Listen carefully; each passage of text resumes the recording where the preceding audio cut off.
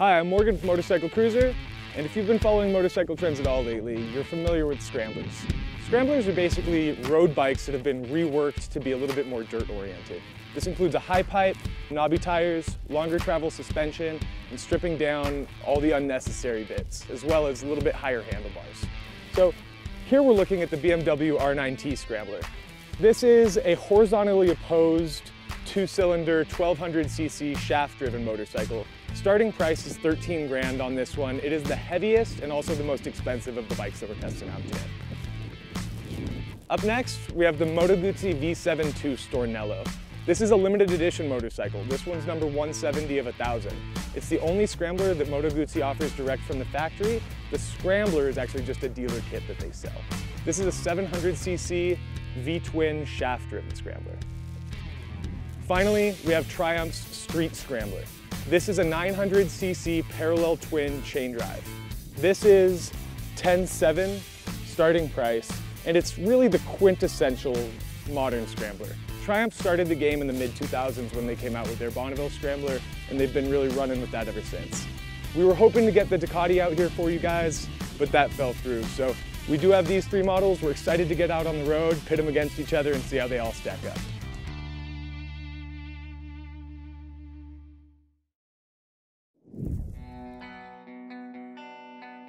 The appeal of the Guzzi 700 to me was that it was the lightest weight in the class. It was a really simple classic bike in the sense that it still felt like a 40-year-old classic Scrambler.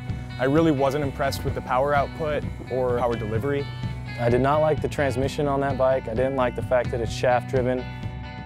The engine's adequate. It's not gonna blow your mind, but it's also not the slowest one out there. The Guzzi handles fairly well on pavement. No complaints, the suspension is okay. It's nimble. The lighter weight of the bike, it was nice and manageable. It dropped into turns nicely, and it was pretty easy to handle. The overall suspension characteristics were not squishy, not too aggressive, just kind of right there in the middle. It felt really good.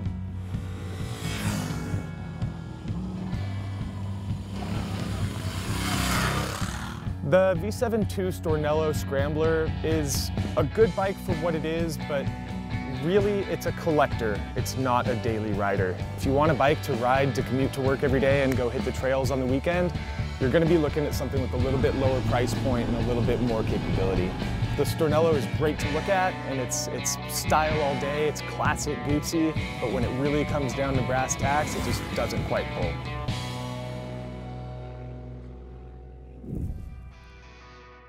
The Triumph's 900cc engine, I think, is just the right amount of power for that motorcycle. I think it's good for off-road. It's also good ripping through the corners and the twisties. The engine has a great character. At no point was I hurting for power. At no point was it too much for me. It's just nice, universal, middle of the road. Whatever we threw at it seemed to take it well. The suspension on the Triumph handled very well on the road. You're up high enough to where you can lean it in the canyons without any problem. It eats up the small bumps as well as the big bumps. It ate the turns really well. I was able to get nice and low. Again, those tires on it are great, so I was confident throwing it into the turns at high speed on road. And then when we went to transition off-road, same thing. The damping worked really well. It wasn't too springy when we were on the more bumpy terrain. Ergonomics are really comfortable for me. I don't fit on it like a glove like I do on the Guzzi.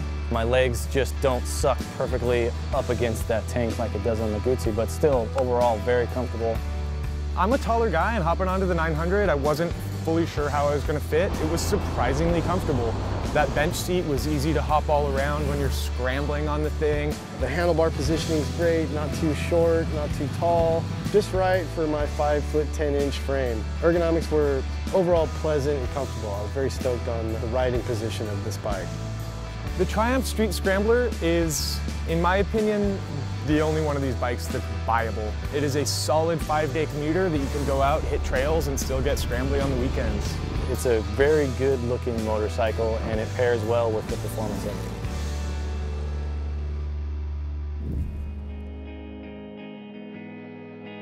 The BMW RNA Scrambler has a great motor for the highway and the road. You got a lot of power. It's kind of excessive for off-road. Puts out great power. It has a good sound. it's just really hard to utilize in this body. By the time you find yourself really using the full 1200 cc's, you're getting into a lot of trouble because either you're spinning that knobby on pavement or you're just going way too fast for what the rest of the bike can handle off-road. The suspension on the nineT Scrambler is great on the road. Handling is great on the road. On road, it rides pretty well, but the nineT in its standard stock form rides way better. Off-road, the BMW is pretty useless, to be honest. It's just too heavy. Rideability-wise, it's the last bike I would choose to take off-road. It doesn't handle well, it's bulky, it's not very agile, it doesn't lean very well. It was rough riding this thing off-road. I really wanted to like it, but all in, it just didn't have what it took. By the time you start using that power, it's really scary because it just has too much weight to stop quickly, to control. So it's unwieldy when you take it off-road because of that. Honestly, ergonomically, I think the nineT was my favorite. It fit really well. It's really comfortable, it's really standard, it's right in the middle. You don't find yourself crawling around on it as much. You're much more fixed in one position than in the other bikes. I was actually very pleased with how it felt. I was comfortable. I liked the foot peg positioning. I liked the handlebar positioning. The BMW RNA Scrambler cut a lot of the road performance aspects of the nineT with ambitions of making this scrambler bike that it just didn't quite meet. So the trade-off really isn't there. They end up cutting the functionality but not gaining it back in other ways.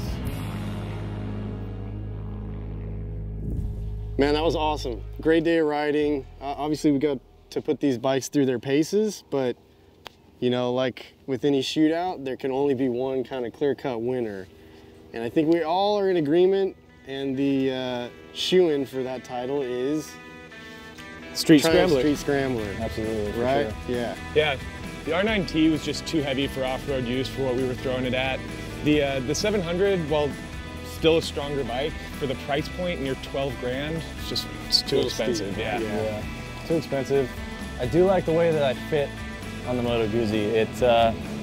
With the mid controls and the tank cutouts, you kind of feel like your legs are getting holstered into that bike. Yeah. It just fits perfectly. But Triumph is also a very comfortable seating position, and the motor and transmission, everything. It just trumps the other two. Yeah, I think it's pretty clear. The Triumph Street Scrambler is definitely our favorite of the three. It's been fun riding all of them though. I mean, to do what we get to do, like ride these off-road and through the twisties and whatnot, it's been a blast. But like I said, there can only be one winner. So right. Triumph Street Scrambler is the best. Yep. So, Totally. kudos to you, Triumph. Nice work. So what, rock, paper, scissors, so you gets to ride the Triumph one? Okay, ready? Ah, John wins. I win.